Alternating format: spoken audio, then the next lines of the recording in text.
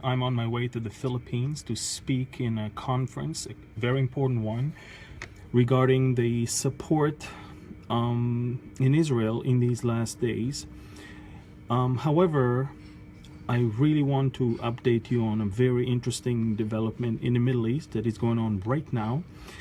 As we speak, Russian bombers are dropping bombs on the city of Aleppo, killing dozens of people and leaving rubble all around. This is a harsh response of President Putin, is a defiance to the United States and to the European diplomacy. As we speak right now, there's a very important meeting at the United Nations Security Council in which both America and now the Europeans are basically reading a statement accusing the Russians of lying to the public and of taking an active role in the carnage that is going on right now in Aleppo. A couple hours ago, President Putin, in a very unprecedented manner, invited foreign press and gave them basically the foundations for what he believes the reason for him to act alone in defiance of US and European policies in the region.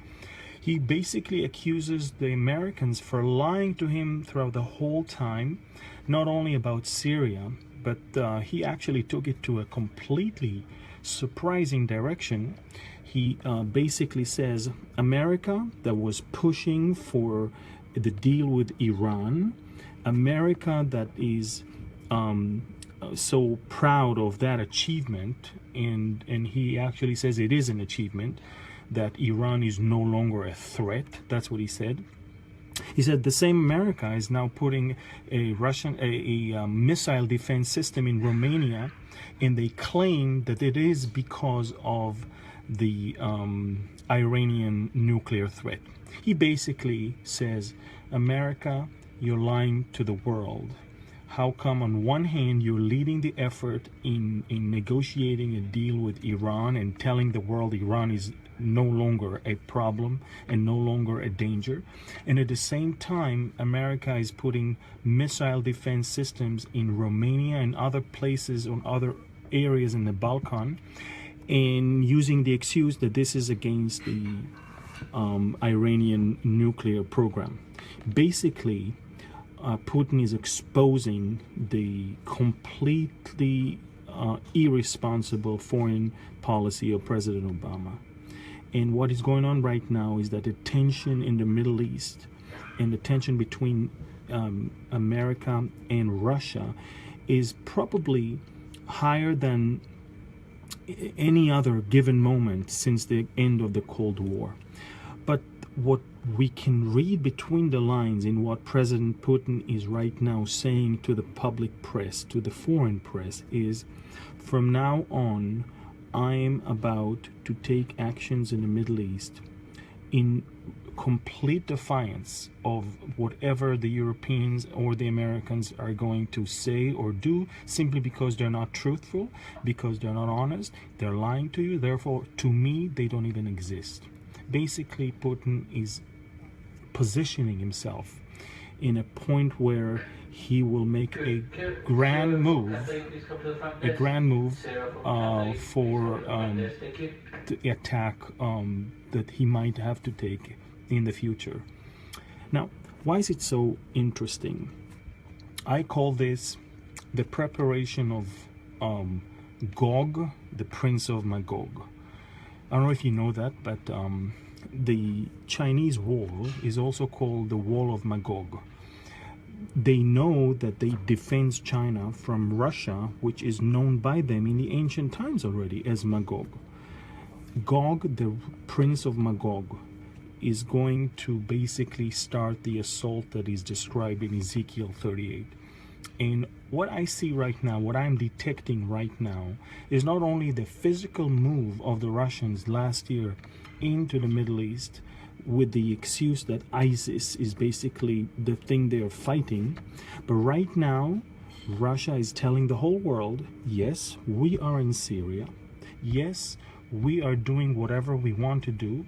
And yes, we are planning on doing more things in defiance of anything that you're saying or anything that you're doing, because there is no honesty and truthfulness on your hand.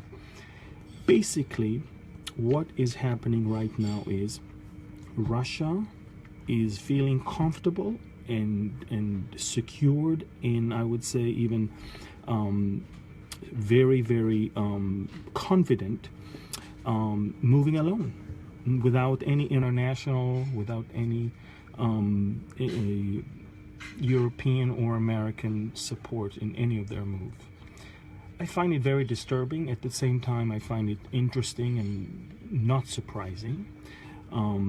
Disturbing because, as we can see, what they're doing is not exactly peaceful actions. They're dropping tons of bombs right now on innocent civilians right there in the city of Aleppo. But at the same time, we can see that when the moment will come and they will see that it is within their interest to go and attack Israel, and they will not hesitate to do so. They are basically telling the whole world, we've been misled by the Europeans and the Americans. We're no longer going to take them in any consideration in our future actions.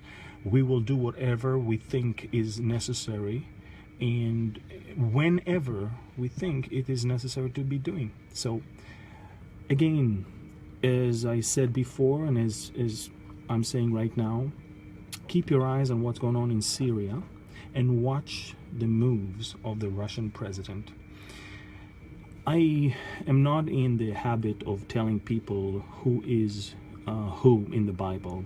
For example, I'll never be taking any risk of identifying who might be the Antichrist or the false prophet.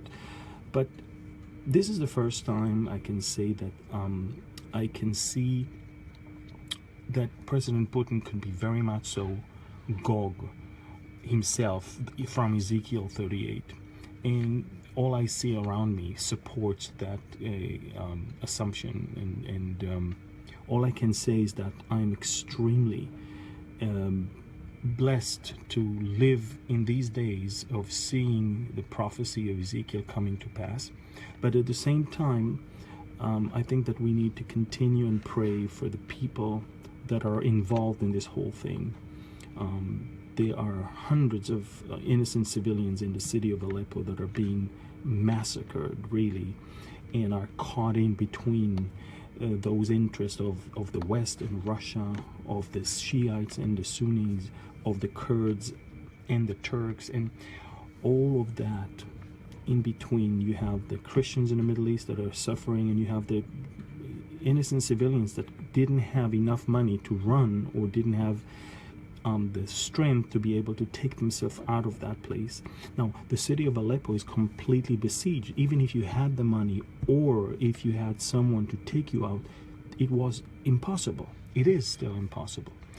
The Syrian army, the Russian Air Force, and the Hezbollah and Iranian soldiers are literally besieging the entire city of Aleppo, which is, by the way, the largest city in Syria, even bigger than Damascus.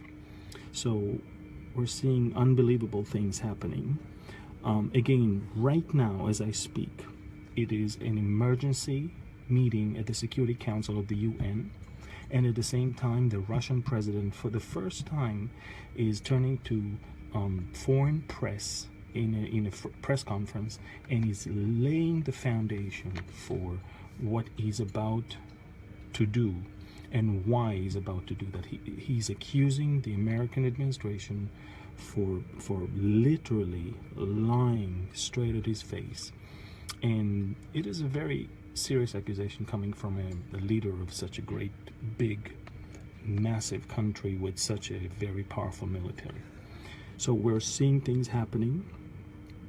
The situation in the Middle East is escalating in a very rapid way, much faster than even I had anticipated. Again, everybody is bracing for tonight for the debate between Donald Trump and Hillary Clinton, but at the same time, regardless of who is going to win this one, it's of course November people are looking for, and January when a new president is going to sit in the White House. There's no doubt Obama has absolutely zero credibility in the Middle East, and now he has zero credibility also in with Russia and its allies. So not much for the Americans to be able to do right now in the Middle East as we speak. And I would say they're better off working something behind the scenes with the Russians, because what we see now is that the Russians, they're getting angry, they're getting very, very wild, and those who are paying the price for it are the poor people of the city of Aleppo. I'm gonna be updating you more should something serious happen, but I just believe that it's important that we see and hear what is going on right now in the Middle East and keep our eyes up to the sky, because our redemption is drawing near. God bless you all.